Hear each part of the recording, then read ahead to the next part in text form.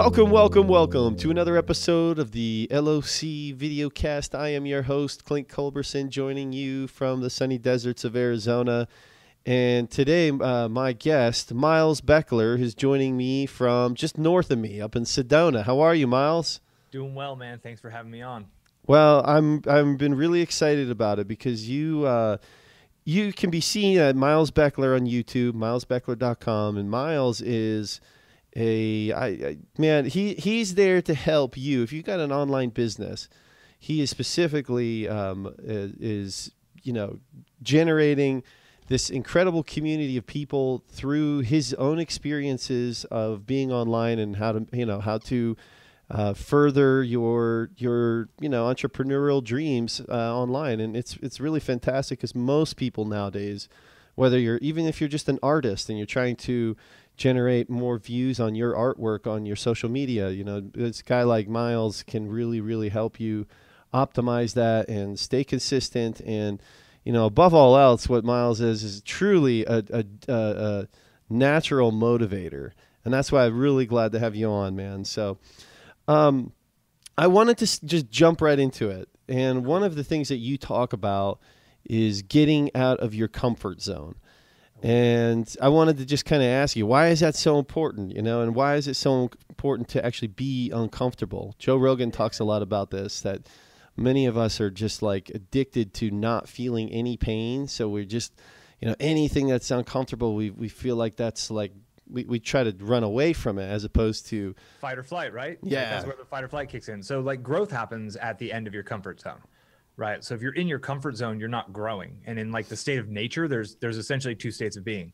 There's growing and dying.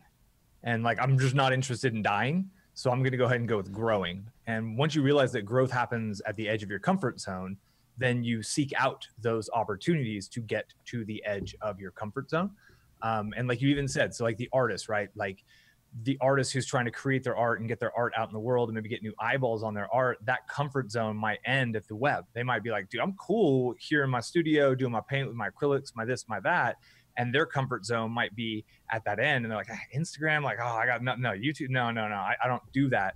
But that's their comfort zone, right? And if they get beyond their comfort zone, they may be able to create a massive audience, international audience for their art, for doing what they love. And like, I know the goal isn't like for the viewers, like the goal isn't to come back to internet marketing on everything, but like I've lived in that space for 10, 15 plus years. So that kind of is a little bit of a default, but ultimately we don't know where this kind of world, where this life's designed to take us or what's possible for us. But I think every human on earth has the opportunity for greatness. And those who kind of stay out of their comfort zone and really push themselves are the ones who kind of achieve that. And what that means for everyone is so different. And like, just think of what our world would be like if everyone kind of like strived for their full potential, right? I think our world would be a much happier, more vibrant, more enjoyable place for so many more people.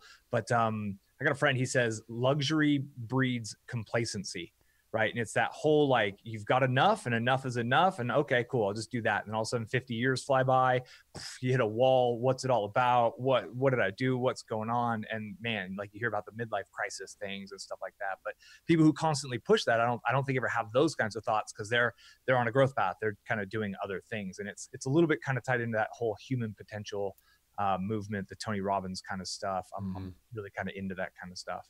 Yeah, beautiful. How important is it then to surround yourself with people that are getting out of their comfort zones as well? Yeah. So when I first kind of really went down the rabbit hole, I was really disgusted with life as it was. I grew up in California and just drinking, chasing girls, not having fulfilling relationships, really, really kind of from a depressed point. I got to this point where I look back and I was like, man, what am I doing? What's this all about? And I moved to Albuquerque, New Mexico. I got accepted to the University of New Mexico. I had never been to Albuquerque. I knew no one out there. I essentially looked at their weather online and I was like, oh, it's not that hot. I thought it was like Phoenix hot, and like Albuquerque's like mile high plus and pretty good climate. I was like, sure, I'll go do that. So I went out there and I didn't have anybody to surround myself with. So to get it back to your question, I am on point here. I started reading books. I started like sometimes surrounding ourselves with people out of the comfort zone is taking time to go to the library and to read the books, the Napoleon Hills, the, you know, like Tony Robbins, there's so many great authors, Wayne Dyer, Deepak Chopra, right? Like to really, the Toltec, you just had an interview about the Toltec. There's, what was his name? So many great authors out there. And that's who I surrounded myself with. And that was my entrance point. So yes, I think it's really important for us to surround ourselves with people who are there, but like, man, that's just not always possible physically. So sometimes that has to be a sort of virtual surrounding ourselves. Like some people watch a lot of YouTube videos in their niche. Some people listen to a lot of podcasts. Other people read a lot or go through audiobooks. But really, I think it's about filling your mind, right, with these positive ideas, these ideas of more, because our subconscious mind is so powerful. Like we think our logic and our ego and like we think we're in control of things. Hell no. Our emotions and our subconscious mind run our lives. So when we see that with a little higher quality kind of thought processes, that's where magic can happen. And it's really, I think, you know, like that can be from physical people, but most of us are surrounded by family members who are like, I don't know if my family members are always on the same level, right? So I just turn to my books, my kind of little habits that I've created to consume the right kinds of content for me. Yeah, I've gone through a similar stage with that, you know, surrounding myself with the teachers in my life, that whether they be physically, but when those weren't in abundant supply, you know, you find those who, you know, who've been the light to many people through their books and through their movies or through their documentaries or whatever it be. Those, you know, we all have like our little Mount Rushmore of great teachers in our lives, and those who are motivating us, pushing us forward. And I think it's like you said, it's really important to find those people to help you, you know, get to your highest path. Totally. And then like books, for example, so the Celestine Prophecy is a book that was really, really powerful on my path. It was one that really hit me at the right time, the right place. Somebody gave it to me and it just like, oh my gosh, it was like, that's what was going on. Like it just explains so much about how the world works. I've passed that book on. I've given away at least 5 or 6 copies of that book now. Right. So then we get the opportunity to kind of pass it forward. And I know one of my buddies, like he never read it. It just sat on a shelf, and that's okay. That's his choice. The timing wasn't there. I was inspired to be like, yo, man, this really changed me. Another one was Napoleon Hill's Think and Grow Rich, written in like the 1920s. Somebody just gave me the audiobook, and all of a sudden it was like, whoa, so in that book, have you read Napoleon Hill's Think and Grow Rich? I actually just bought the book, and I've just started it. It's so funny. Great. So in it, he actually talks about, at one point, he had a virtual mastermind with the greatest thinkers like Abraham Lincoln. So he was in the 1920s, right? Yeah. So all these people he looked up to were actually dead, but he imagined sitting in a round table with them every night before he goes to bed, and he would ask them questions, and he would imagine what their responses would be. Thomas Jefferson and, you know, like literally the greatest minds and the greatest people from the era before him. And that really helped him, because when you let your subconscious do its thing, when you ask a great question, like boom, like whether it's inspiration, intuition, whatever it is, like answers come back when we ask really good questions. Yeah, absolutely.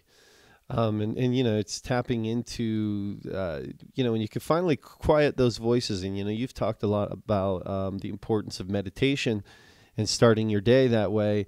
You know, it's amazing what can come to surface and what kind of seeps up into your, you know, consciousness, from the subconscious into the conscious maybe. And it's a beautiful thing. And you gotta be able to quiet yourself enough to actually hear it. Well, I think that, if I may, sorry for jumping on. No. But it's super powerful to remember the ego mind is loud and it's yelling at us. You didn't do that right. Why'd you do that? Oh, you always F things up. God, you don't know nothing. The intuitive voice that's trying to guide us towards a higher path is so soft and it's so quiet.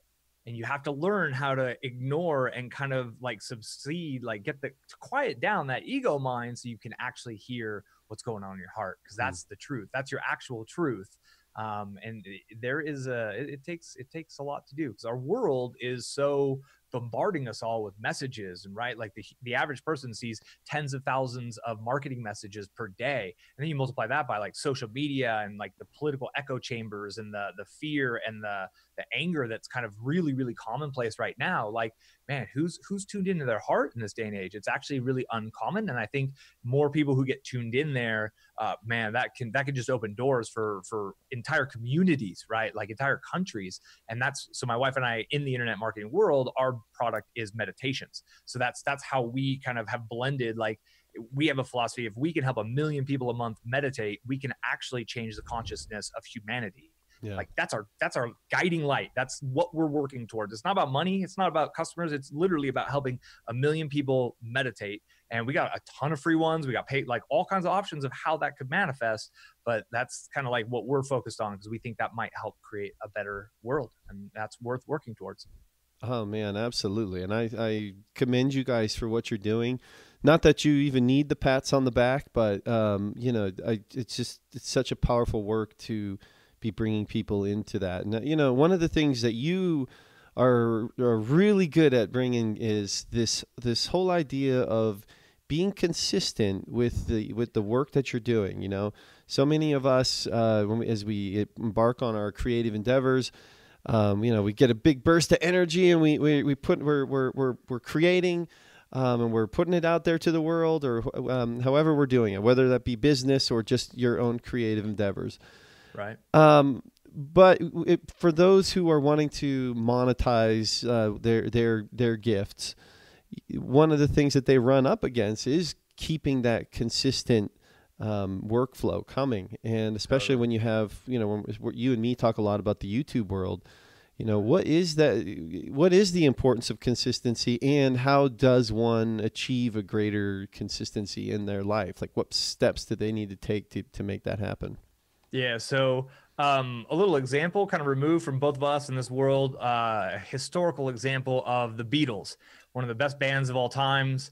I just did a bunch of research on this, so the numbers are pretty close in my head. And when they first started, 1960s-ish, before they released their first international kind of big album, they didn't even have all their bandmates dialed in. They were trying to figure it out, but like they all knew, they'd been practicing. So they each knew their instrument, but they didn't have that band collective thing going yet. So they moved from England to Hamburg, Germany, and they played literally a show every day for 48 nights, or every night for 48 nights straight. In the first 2 years they were in Hamburg, they played 271 shows, averaging from 4.5 to 6.5 hours per show. Some days they played 12-hour sets. Now, if you run the numbers on that, right, the minimum of 4.5 hours per show times 281 shows in 2 years, they played over 1,200 hours of live music on stage. This isn't practice, right? They're not in a garage practicing. They're laying it all out there, and they are learning as they go, and they just committed to it. 10 days after that Hamburg experience, they launched their first album that actually like took the world by storm, and boom, they were off to a trajectory, and the rest is history. And everybody knows about that history. Everybody knows about that overnight success type thing, but very few people know about how much work and how much time and how much effort was spent behind the scenes. And these were seedy clubs, dude. This was like the red light district of Hamburg. This was not a beautiful, inviting location, right? This was very nasty living conditions they dealt with, but their mission, their goal, their heart drew them towards that greater good, because they knew where they were going. And like, so I look at history, right? If you look at any great athlete, any great artist, any great musician, the one thing they do is they do their thing over and over and over. Whether it's Michael Phelps, who's an absolute beast in the Olympic swimming world for the United States, like how much time do you think that dude spends in a pool? Like every day, right? Like that dude doesn't take weeks off at all, right? So then you look at musicians who are great. What do? They put out music day in, day out. Great artists, they do their art. They're in their studio. They're making art. They're creating art. And just once you get that kind of historical perspective of that's the path, that's the way, then it's like, cool, I got to do it. I got to do my work every day. And there's a book, Stephen Pressfield, called Turning Pro, and also The War of Art. And he talks about the resistance. And we all have this thing built in that's resistance. It's like, we want to do this. So for me, like I wanted to be a content creator for years, but I had this resistance. I was trying blogging, and I didn't really like writing, and I was trying this and it didn't really work. And I'd start and I'd stop, and I'd start and I'd stop. And I'd find resistance. I'd find other things to do. I need to make this phone call. I got to answer that email. I got to go chat with this person. I got this to do, instead of doing the work. And then at one point I just committed, and like I just decided I'm going to do a video a day for 90 days. Like I have to get this out. I got this stuff in my head that's bouncing around. I have to get this out to the world. I'm not sure why my heart is yelling at me to do this, but I'm going to do it. I don't even care if they're horrible. I'm going to put it out anyways. And then somewhere along that path of doing it every day for 90 days, it got fun and easy. And once it was fun, now I'm addicted to it. Now I'm like, all right, I get to do a video today, right? Like I'm into it. And now it's not about me, it's about this audience, and it's about sharing and helping this audience. And it's become kind of a bigger thing that now I can't not show up because I got this audience who expects it. And that's even more leverage on myself at this point that helps me kind of keep going. Now, 18 months into being a content creator. And this is all the same sort of stuff my wife did back in the day. So her website in 2009 started blogging about spirituality and about meditation and about channeling and about angels and about star seeds and about all this kind of like down the rabbit hole spirituality stuff. And sure enough, people started showing up, people started reading, started commenting, started engaging with it. And she was like, man, people like this stuff. So that kind of motivated her to do a little more and a little more. And here now, 8-9 years later, her site gets like 5 million visits a year or something crazy like that. That's visitors, like 8 million visits, like 22 million page views a year. Just kind of plugging away, putting out that content. And now the audience, we think more about them. Like what would they like? What do they need? What are their questions? What are their challenges right now? And how can we help? How can we be of service at scale is the kind of thought. And it's like, let's be of service. Yes. But like, then how do we use technology to leverage that to be of service to like millions of people? Because I think a millionaire is not someone who has $1 million in the bank. I think a millionaire is someone who helps enrich the lives of 1 million people. And that's a big paradigm shift. And that's kind of where we live. And not everybody's there, and that's fine. But that's what motivates us, I think, and kind of gets us to do the work, if you will. Yeah, and I'm sure you've may have found this in your own life. Then when money maybe is a good motivator, but do you feel like it only gets you to a certain place and then you start spinning your wheels and you start feeling empty inside, or you feel like unfulfilled, and then to take it to the next level, you have to change the level of your motivation. 100%. And so I went through that personally. I started making my first money online in 2003, literally on MySpace. I was essentially spamming MySpace is the short version of it. I was doing affiliate marketing on MySpace in kind of a gray area. And it worked for a bit until they changed the rules and it got bought out by Fox News, and all of a sudden it fell apart. And between there and starting the meditation site, I tried all kinds of things that were focused on how can I make some money? How can I get, right? And I didn't get the law of attraction. And it wasn't until we shifted to how can I give? How can I be of service? And once we focus on being of service and giving value and putting out positivity in the world, that's when the real long-term money showed up. And every time I was doing something to try to get money, the universe ended up getting from me. And I maybe made 5-10 grand with this scheme over a few months or years of this whole business. I'd lose motivation. Something would happen. A vehicle would break. Like the money just found its way out as fast as it found its way in those situations. And like, I don't know how to describe it beyond the law of attraction. Like, I mean, I've experienced it so clearly and profoundly in my life so many times that I just know for a fact that there really is truth. And now that I'm coaching people and helping people build businesses online, the number one thing I try to help them find is something in their heart that they love, that they want to share with the world, because it's a long path full of challenges, incredible challenges. Anybody trying to tell you making money online or internet marketing is easy is full of shit. Sorry for the S-bomb. I hope that's okay on the channel. But like, absolutely, it's so difficult. It takes so much effort. And if you don't love it, you're not going to show up every day. And if you don't show up every day, it's never going to work. So just might as well do something you love. And that's where, go right back to that artist we were talking about. Like, if you are doing your art, you love your art, you love being in the studio, then sharing your art with the world could be a fun artistic endeavor as well. And when that works, you could grow an audience of people who know, like, trust you. They love your artwork. They want more of it. All of a sudden, you've created your own market. You're no longer at the will or whims of gallery owners or your local market. And you've literally kind of like detached yourself from the local economy. You've created your own economy, and boom, like life can open up in major ways. And I think that's literally where our world is going in this day. Talk about your 90-day experience that you got from the Kyle C seminar, I think, that you attended, and how that changed you, and what's significant about 90 days. Yeah, so Kyle Cease, if you don't know, he was a stand-up comedian for years. And I was at a marketing event and he did a 90-minute set one evening. And it was like comedy in the evening at a marketing event. Like, okay, my wife and I have been going to digital marketing events all over the world. And we watched this dude and he's hilarious. And he's very into spirituality and kind of personal transformation and personal development. And like, I'm a personal development geek for sure and have been for years. So we saw his 90-minute set and we were dying. Hilarious, right? And then it turns out, I found out a couple weeks later, he had an event in LA called Evolve Out Loud. It's a 2-day seminar where you're essentially in a theater. It was in Glendale, California.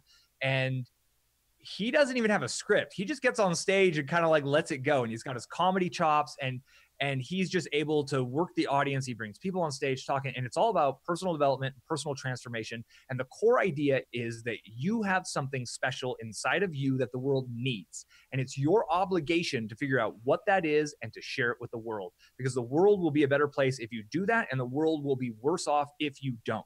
Right. And I was like, damn. Okay. And here I've been up at that point behind the scenes 100%. Yes, I'm supporting my wife. Yes, I'm helping the meditations go out there, but I'm behind the scenes. And it clicked with me that like, I do have a message, and my message is a lot about the nuts and bolts of how we got our message out. Because I know there's a lot of authors and artists and musicians who they need to build their own audiences. The days of having a publisher or a record label or a manager select you and deem you worthy are over. Today is the day and age of grow your own damn audience, and then you've got your entire marketing supply chain, your logistics chain. You own the whole chain. So I was like, oh man, I have to get this message out. And at the very end, he was like, I challenge you now. Go do something that scares you, that'll get you a step closer towards your goal of tuning into that thing inside of you and sharing it with the world. Go do something every day for 90 days. And he required us to write a commitment that if we dropped the ball, he would find out what our least favorite politician was, and we had to commit a certain amount of money, and he would make us actually donate that money to our least favorite politician's campaign. So I put $1,000 on it. I was like, $1,000, let's do this, dude. And I submit that. And it was literally like that $1,000 was going to go to the team I did not like the most, or I was just going to do my work every day for 90 days. And one of the analogies that's so powerful in this, because it sounds daunting, and it kind of is daunting, but it's like, you know, you got a hose on the side of your house that's been sitting there, the garden hose. It's been sitting there all winter. You haven't used it. And you go out for the first time in the spring and you turn it on. And the water that flows through that hose is brown. It's nasty. It's murky. That's just like the first few days of a 90-day challenge. My first few videos were that brown, nasty, murky water. But if you let it flow enough, that water begins to flow crystal clear. Beautiful water. And that's the thing. So the 90-day challenge idea, same thing the Beatles did, right? 48 days straight. You compress down the learning curve. So all of a sudden now my cell phone, the little $20 or $30 mic or $35 microphone I got, like the technology, I understand how to use the technology. I understand how to use YouTube because I've gone through the process 90 times. But most importantly, I'm just comfortable being on camera. I'm comfortable sharing, and it forced me to try all kinds of different topics. I talked about personal development, wealth creation, internet marketing, Facebook, like really nuts and bolts stuff all over the board, because you just got to come up with something to do a video on, right? It didn't have to be a great video every day. It just had to be a video. And then out of that, a few things work, and you're like, boom, oh man, these really exploded. Like, I know you've seen it on your channel. Like, there's probably 2, maybe 3 videos that you've done out of all the videos you've ever done that probably account for 80 to 90% of all of your views. Yeah, of course.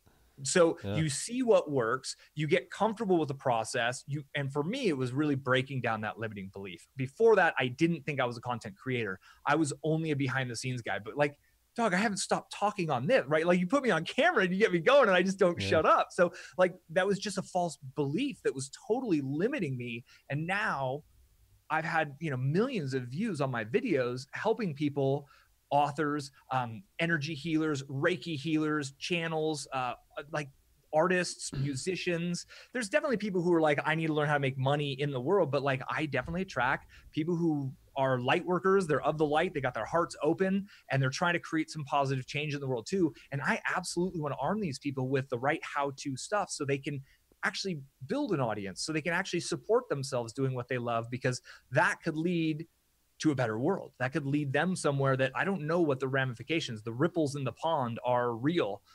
So I'm just doing my part in that. And that kind of greater vision is what pulls us through. And I think, again, if you go down that path, it's gotta be something you love. It's gotta be something, and it could be vegan dog food, right? If you make your dog vegan dog food and your dog's going to live a longer, healthier life. And if other dog owners knew that if they just did vegan dog food, those dogs would be that much healthier, and that's your thing, and you want to share that, go share that with the world. If it's how to do front yard gardening or front yard like farming, in dry, arid climates, like how to turn your front yard in Phoenix into a food forest. If that's your bit, that's your bag, go do it. Share it with the world. You could help make the world a better place with that. So it definitely doesn't have to be anything like what you're doing, what I'm doing. It could be anything in the world. For my wife, it was channeling angel messages, and that's just what she wanted to share.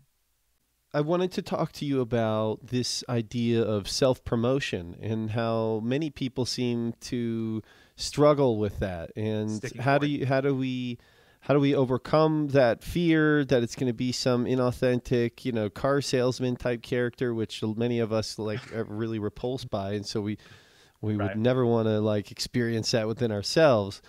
Yet at the same time, not be afraid of who we are and really know our purpose and why we're here, and speak clearly to that and have it come across really authentically. You nailed it with that last word, man. Authentic. Being authentic is key. And actually, the used car salesman approach to marketing doesn't work anymore.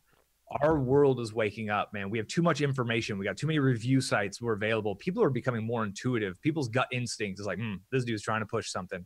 When you realize that you have an opportunity, and I'll go as far as saying you have an obligation to improve the lives of people who you can help. Every human being in this world can help people with something, right? Whether it's going and giving socks to the homeless people in your town, I don't care what it is. Every human being has the opportunity to help people. And I'll go as far as saying we have an obligation to help people. And when you get it off yourself and what you care about, what you think about in your marketing, and you get to where it's about that audience, it's about helping those people with something. It could be helping them by having high vibrational artwork on their walls, right? It can be anything.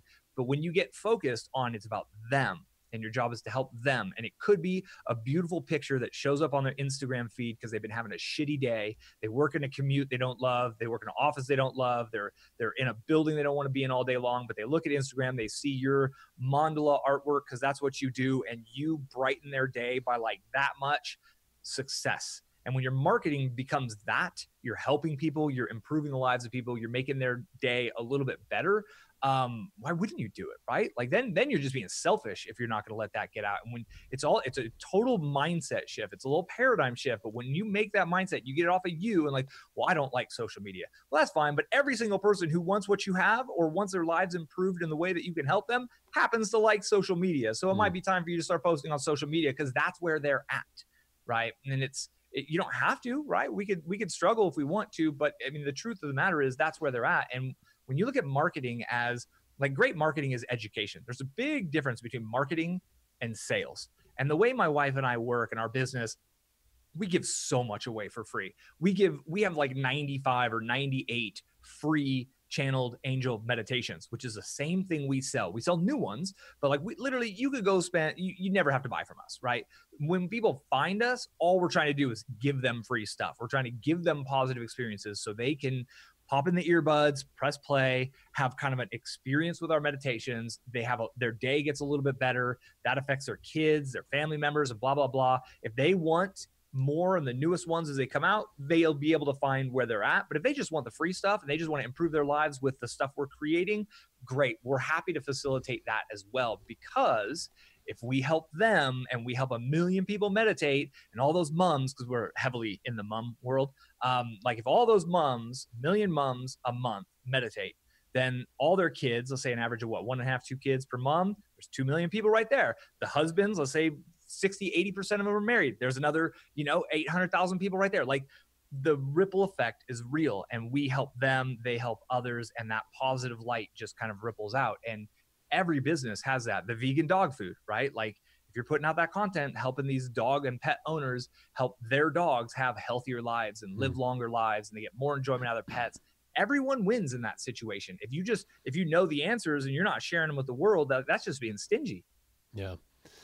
Yeah, and it seems like what the spiritual journey is teaching us is that we come into this world under the pretense of service to self, and as the journey progresses, it's you realize it's about service to others. And 100%. I think when you have that perspective, really just coming out of you, then this idea of self promotion or the gross part of it, a lot of people really struggle with it. I think. It is. I can say I do.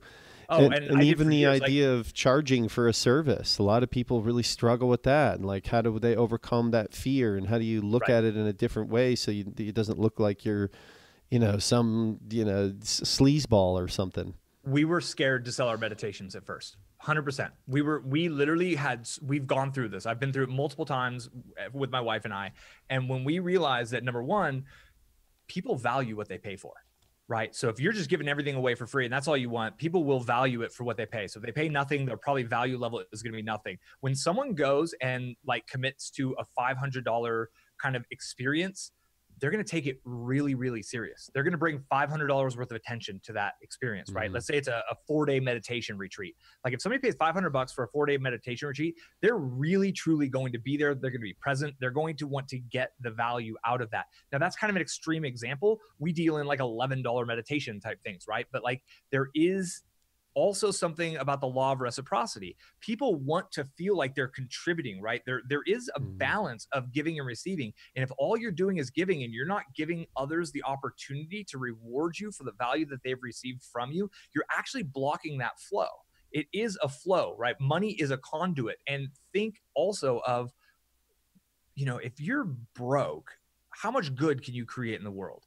If you're generating extra income to the point where your basic needs, your housing, your food, everything's covered, how much good can you do in the world, right? Like I'm able to donate more money now than I was 8 years ago when I was flat broke. And Mm-hmm. I love that. And I get to choose where this money goes to, right? And now I'm in a really cool spot. I've got a corporation, so I can limit the number of dollars I'm giving to the government through kind of what's built into that system.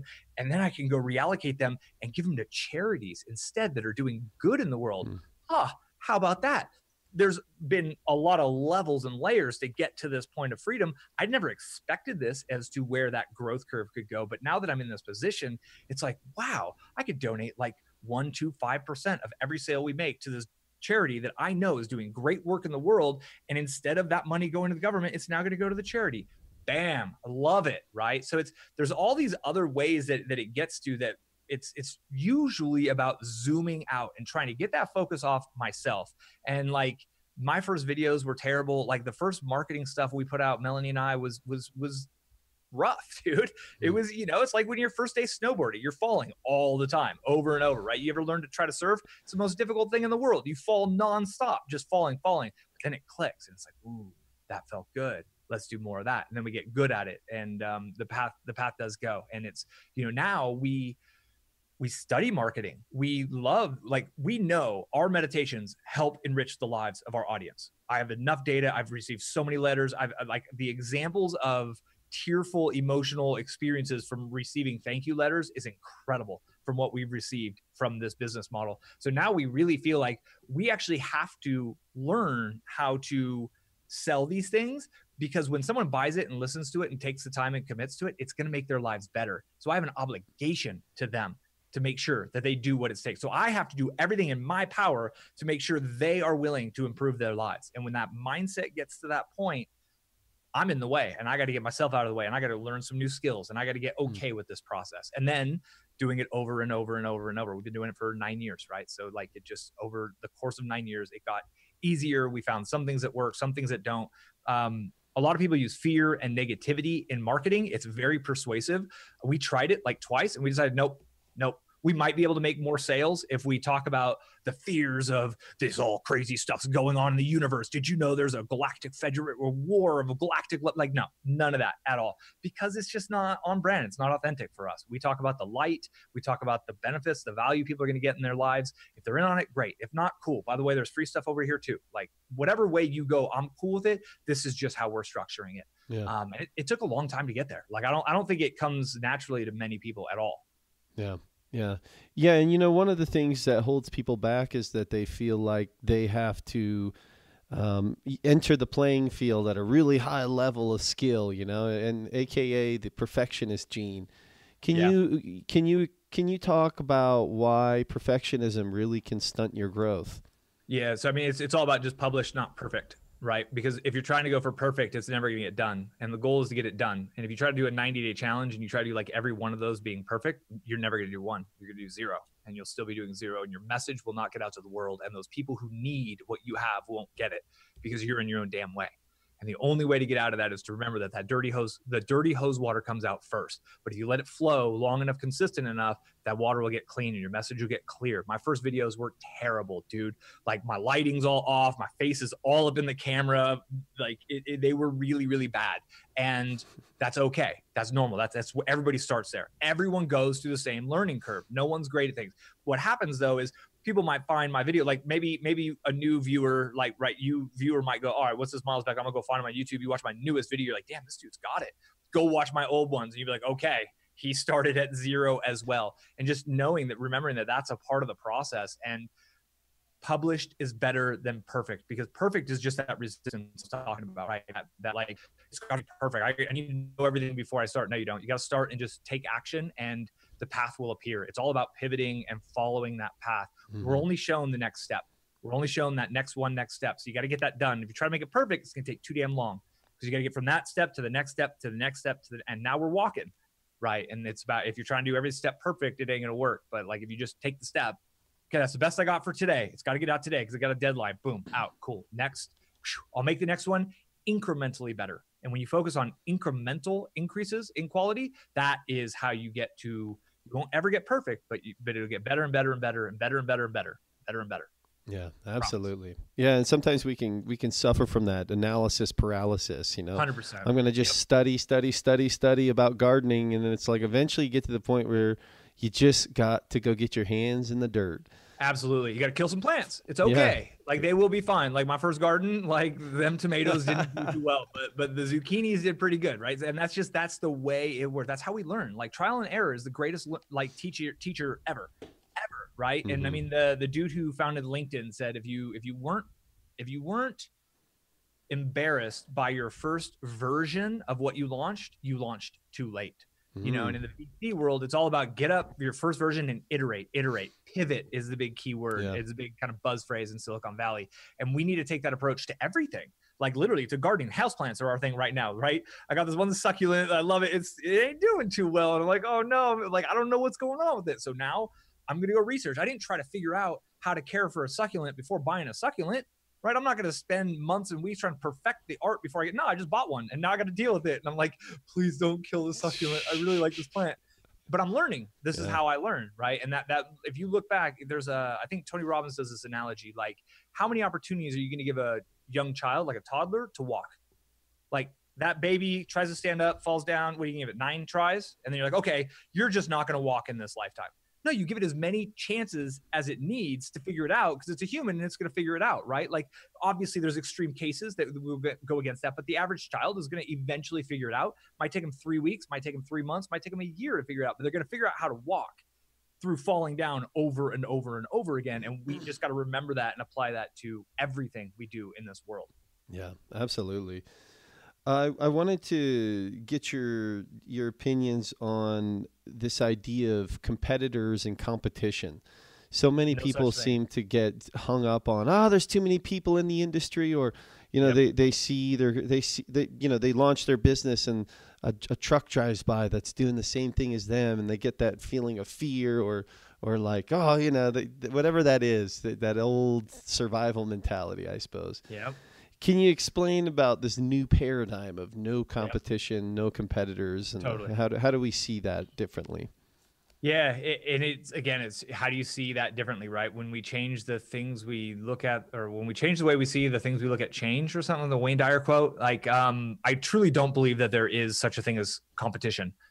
Because if there is potentially competition, then you're dealing in like a commodity, and I doubt that you actually love it. But if you're bringing your kind of soul's thing out to the world, you're a unique human being. There's only one of you. Only you can do it that way. And there is absolutely a market for that.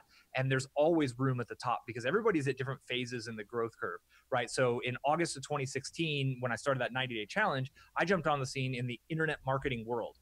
There's more internet marketers teaching internet marketing online than like anything else in the world. It is the most saturated market out of all of them. And I have absolutely carved a space here. And the reason is, number one, I've outworked everyone. And number two is that most of the people who kind of had established them in this marketplace, they've moved on to other things. They're building courses. They're running high-end masterminds. They're doing live events. They're not doing daily videos. So there's always an opportunity in every marketplace to seize that. So to kind of look at it from Melanie and my standpoint, when we started the website, which is ask-angels.com, when we started that, there was a lady who had already published 50 books on angels, angel messages, like everything. She had already published it all. She owned the space. She was backed by a multi-$100 million publishing company. She wrote her first book when my wife was like 2. So there's like a very established competition in the space. We just put the blinders on, ignored it, and did our thing. And what happens is some people just prefer the sound of my wife's voice. Some people love the way I explain things. Other people just don't like me. They watch my videos. They're like, this douchebag, like, who's this guy, right? And they're like, thumbs down, and they'll troll me in the comments. And that's fine, because there is a teacher for every student. And I'm not the teacher for every student, but like, some people love me. Some people don't. Great. The ones who don't will go find someone else teaching very similar stuff, and they'll go become fanboys of them, right? Like it totally is a paradigm, and it's totally just the way you look at it. And when you realize that you're uniquely you're bringing something that's unique to the world out, and this is your mission, this is your calling, who cares if there's other people doing it? They'll do it their way, you'll do it your way. You keep going, you keep beating your drum, you keep kind of like that lighthouse mentality where you keep that light going, you keep that fire burning, and the right people will absolutely show up. You will attract them by putting out great content into the world. And that's how it works when it works right. And that's how we've done like 80 to 90% of our business growth has been literally using the law of attraction in the internet by giving lots of great value, putting out messages, and people searching for answers to their questions and like searching for like solutions to their problems. They happen to find our blog post, and they read it, and they're like, this is kind of interesting. They read another one, they're like, oh cool, I'm gonna jump on this girl's email list, get a few emails from Melanie, like, damn, this girl's on point, I really dig this. Boom, we now have an opportunity to offer them the chance to purchase something if they'd like. They don't have to. If they want to, great, then they're a customer, then they're in our inner circle, and we offer them other things, and we help them go further if they want. And another big thing is to remember that like there are people in our world who make $500,000 a year. This guy ain't the people in the world who do that. I don't know if you're at the $500,000, right? Like there are people out there who, to them, a $500 product is nothing, right? And if we're always focused on us and we're trying to play things based on our reality we've created, and we're only looking through the lens of where we're at, we're ignoring the fact that most other people in the world are totally different from us. They have totally different backgrounds. They have different income. They have different environments. Everything is very, very different. And we're creating things for them. And to keep that in mind is really powerful. And when we tested a few higher end products, like some certification courses. My wife has an energy healing modality that she created a certification process for. And it was our first like $300 product. And we're like, man, I don't think anybody's going to buy this. Who would buy, sure enough, all kinds of people bought it. And it was like, wow, there really is a market for this stuff out there. Cool. Okay. And it just, these little data points and these little bits of feedback over the years has just helped us really rebuild that mindset in a way that has been more empowering for us. Yeah. One of the things that I've found in my own life is that I say that I want success, or I say I want abundance, but in all reality, sometimes I've had to really look myself in the mirror and go, no, I don't. I'm scared to actually become that which I'm striving to be. And subconsciously, it's something that holds me back, Yep. I'm scared of money, or I'm scared of success. And I think there's probably a lot of people out there who might say it, but they really don't want it. And what is that? And what is it? How can one overcome that? So I think a really important thing, and I'd like to throw it at you right now. How do you define success, and what do you define as abundance? Yeah, I mean, I suppose for myself, it would be connecting with the people that I'm really meant to connect with. Like it's not about all the customers. It's about the customers that are meant to come buy my produce on the weekends. Right. And not to get overly attached to that. So there's that element of my success. There's also, in terms of abundance, I mean, I look at it as, well, I mean, I have my own dream of having a legacy property, something that's abundantly growing food perpetually, for generations to come, those kind of things. That's what I'm striving for. Yep. And so what I would say is that's where you got to start, right? Like abundance means different things to different people. To some people, $1 million is like, oh my God, abundance. Mm-hmm. There's a segment of the population that'll be like $1 million. Like I can't live on that.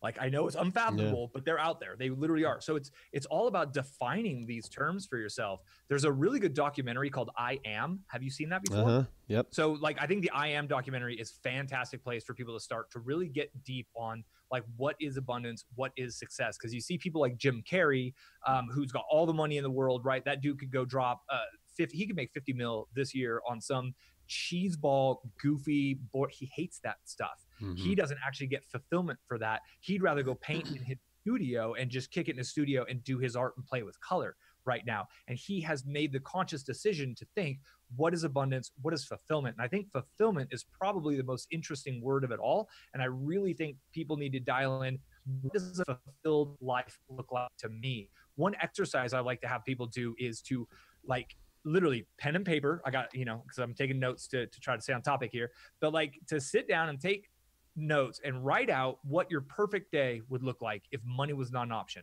Like I wake up at this and be super detailed, right? Like I wake up at the sunrise with no alarm. I go make a cup of coffee. I go sit out on the back patio. I watch the sunrise over the mountain, like literally every step of that day. How does your day look? What does your day look like? Where are you? What are you eating? What are you consuming? Are you just going to the farmer's market and cooking food at home? Great. That's cheap as, right? Like, and then once you paint that picture of what your real life is, you can actually reverse engineer that. You can literally get granular enough to be like, okay, cool. I need $65,000 per year to live that lifestyle. There's a happiness, what's it called? A happiness index or something. There's been some research studies that from broke, like I have no money, I'm living on the streets, to something like $50,000 a year. As you go up from making $0 a month to $50,000 a year, which is what, like $4,700 a month, there is a huge increase in happiness that goes right along with that income curve. But once you hit like 50 grand a year, it might be 75 grand a year, the amount of happiness you get per dollar earned stops. And happiness levels the F off at like 55 grand a year. And as you make more and more and more and more and more, happiness does not go along with that. Fulfillment does not come from commas and zeros in bank accounts.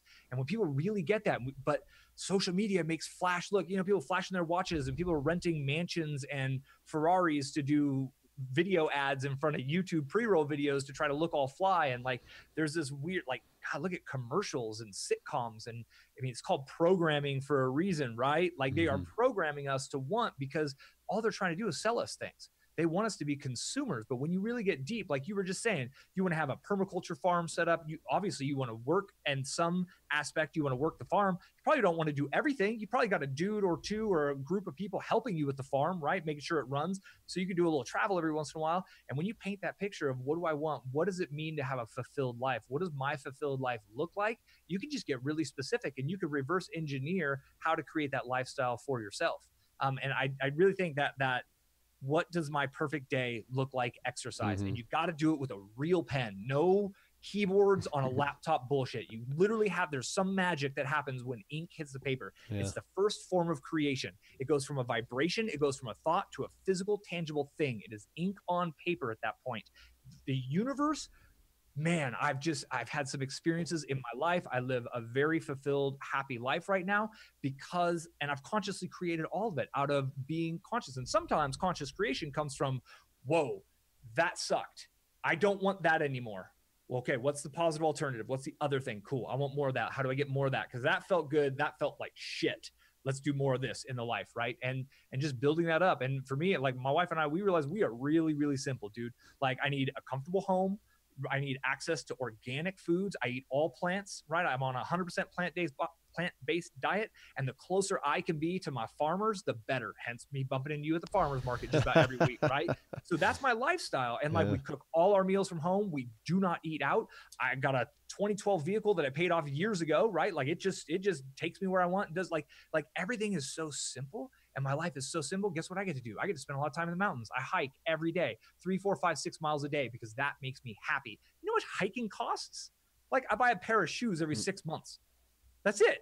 Like literally, like it's amazing. And I think so many people are chasing down other people's dreams, or they're chasing these like media induced versions of reality that aren't even real, and they don't even know what they're chasing, and they just keep turning up. They're trying to keep up with the Joneses, and they're just turning up that treadmill. And all of a sudden, one day they hit in their 50s. They're like, what the? How? I've been making $150,000 a year, and I'm broke.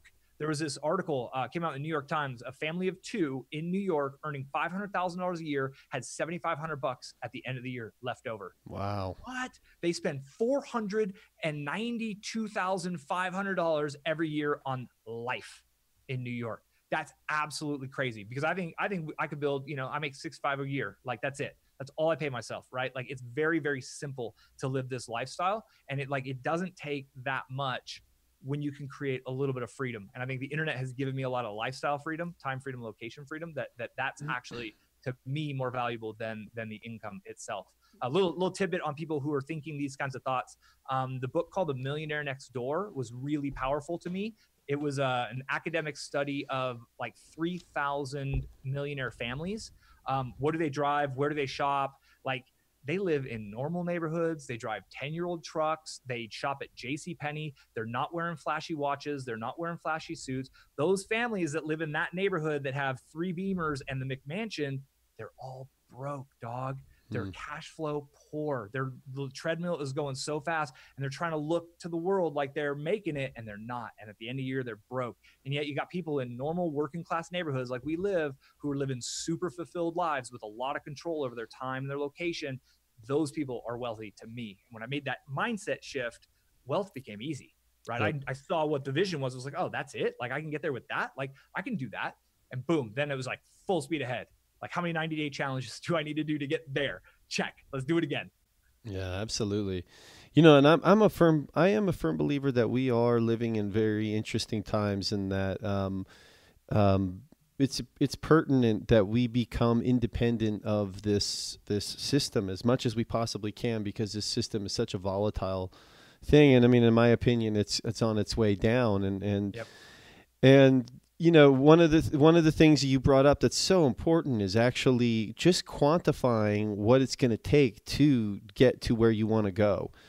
For me, it's like I would love to, I don't necessarily want to live like completely off grid, but it's one of those things where I realize that for me to get to where I want to go, I'm going to have to live without to get there. And it's helping me to quantify it. And I wanted to kind of talk to you about this idea of, the game could be changing soon. Look what's happening with Facebook. Changing. Look what's happening with YouTube. I mean, the mass censorship that's going on. People are jumping ship. People are I don't know if these are going to be here forever. I mean, it seems silly to actually bank on that, and in the world that you're playing in, how does one who's running a business, who's potentially seeing the collapse of the dollar in the next several years, how do we plan for this kind of volatility and, Absolutely. still make it happen and be ahead of the curve, be surfing the wave, instead of underneath it? Yeah. And so for me, I think it's the shortest answer to that is audience. Like, create an audience, build an audience of people who know, like, and trust you. But I want to back up to one of the things that you mentioned. You were talking about, we got to create our independence. One of the biggest reasons I became an entrepreneur is my dad he was a union guy, blue collar worker. I grew up in the Bay Area. We were kind of a poor family in the wealthy neighborhood. He got laid off 2 years before his full vesting and his full retirement.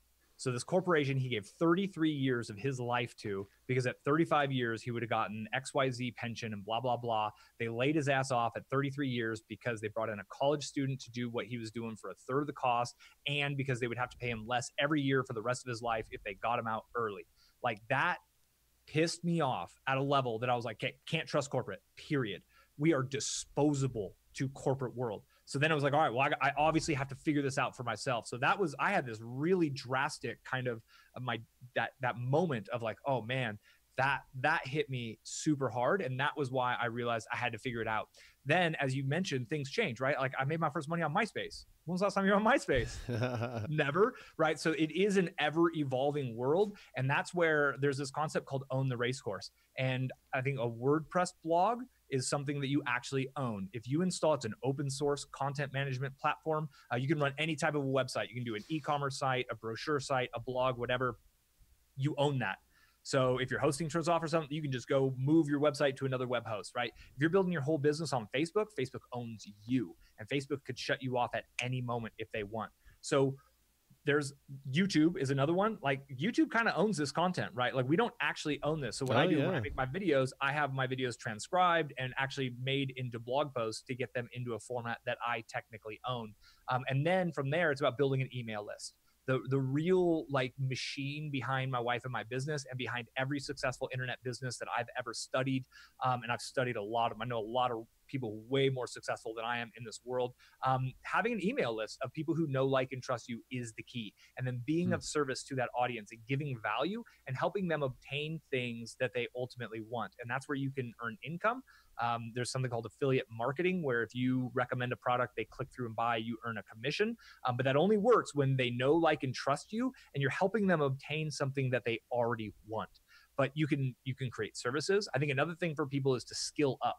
Right. So I've got WordPress skills now. I've got marketing skills, copywriting skills. I don't care what happens in the world. If we go all the way back, internet's dead, and we got to use direct mail and magazines, that's how marketing happens, and like billboards, I could make a pretty damn interesting billboard, right? Like, so I've built marketing skills and to where no matter what happens in the world, I've skilled up to a level where my skills can be applied to many businesses in any part of the world, actually. And no one can take that away from me. So I think that like in the vegan dog food idea, right? You've got that vegan dog food passion. You love it. Then you got to learn a new skill. And that's content marketing. That's putting out content, maybe growing an email list. Then you have these two skills and you could help people with this, or you could help people with this. Now you have a diversified skill set that if something happens here, you can fall back on this. If something happens here, you can fall back on that. And constantly kind of that comes, I think we even started with the idea of growth, right? Like constantly growing as an individual, staying out of your comfort zone is a way to get there. But man, everybody needs a little help in this world, right? Like that, there's no joke. Everybody needs a little bit of help. Businesses are usually more willing to pay for help than individuals are, but everybody needs a little bit of help. So let's just go learn how to be helpful, find out what their problems or challenges are, and let's go help them accomplish it. And then the media in which we use, that's going to be ever evolving. So Facebook organic traffic for us was hot for like 3 years, and that's died completely. Facebook's in this really tumultuous phase. Pinterest is absolutely cracking for us right now. We're getting a ton of traffic from Pinterest. And at first I was like, Pinterest is weird. I don't get it. I don't know. My wife's like, I think there's something here. Sure enough, after a couple of years of focus on it, playing with it, fiddling with it, most of our organic social media traffic comes from Pinterest. And in 3 years, there'll be something else that emerges. And my wife, she's pretty into it. She's kind of like, I think our people are over here now. And, you know, knowing and people who have a younger male demographic, maybe Snapchat's that hot thing. Maybe Snapchat's dying. I don't know. We got to test things out and not be romantic about Facebook dying. Like Facebook's going to die. They're going to run that thing into the ground. They're going to milk as much money out of it as they can. And users are going to run to another platform that is less weird and scary at some period. That users are going to go here, and when the user attention is over here, as a marketer, that's where my attention is, because that's where my audience is now. So it's kind of just staying in tune with who's your audience, where are they, and then just being relevant and creating relevant content for them on that platform. Yeah, that's awesome, man. Miles, I just want to thank you so much. I really think this conversation that we've had is super beneficial to whoever is lucky enough to have listened to it. Hopefully it's something that, I said to you before we started, I just want to help people get off the couch today. And I think this conversation is something that definitely will help somebody take one step forward that they weren't going to take before they listen to this. And I think ultimately that's whatever you're putting out there is there a way that you can generate momentum in the lives of other people? There's a great saying, if you're depressed, the best way to get out of it is go find someone else who's depressed and help them get out of it. 100%. And go find, man, there's so much opportunity to help people in this world. Like in just, God, it's just like every human has something special inside of them. You have something special that the world needs. And when you realize it's your duty, it's your responsibility to figure out what that is, to uncover that and to get it out to the world. And that might mean trying 7 or 8 different things, might mean meditating to quiet this so you can hear your heart. You got to do what it takes to find it. Because once you find that, you will live a more fulfilled and more enriched life. And life gets fun. It doesn't take lots of zeros or commas in a bank account by any means. Like it just takes defining it, knowing what you're after, and then just taking steps. Like each step appears. Poco, poco, poco, as my friends in Mexico would say. Brother, I can't tell you how much I respect you and send a lot of love to you and your wife today. And tell people where they can find you before you head out. Yeah, man. I'm the only Miles Beckler out there. So just search Miles Beckler on any platform, on Google, whatever. Milesbeckler.com, YouTube. I'm on Instagram, Goof Off on Instagram, Facebook, Twitter a little bit. Like, I'm around. Just Miles Beckler. Perfect. Yeah, and ping me with questions. Hit me in the comments of YouTube videos if you got questions. I'm happy to try to answer as many as I can. Perfect. Thank you so much. Really appreciate Cheers, it. man. Let's do it Thanks for again, having me on. brother. Absolutely. It's been fun.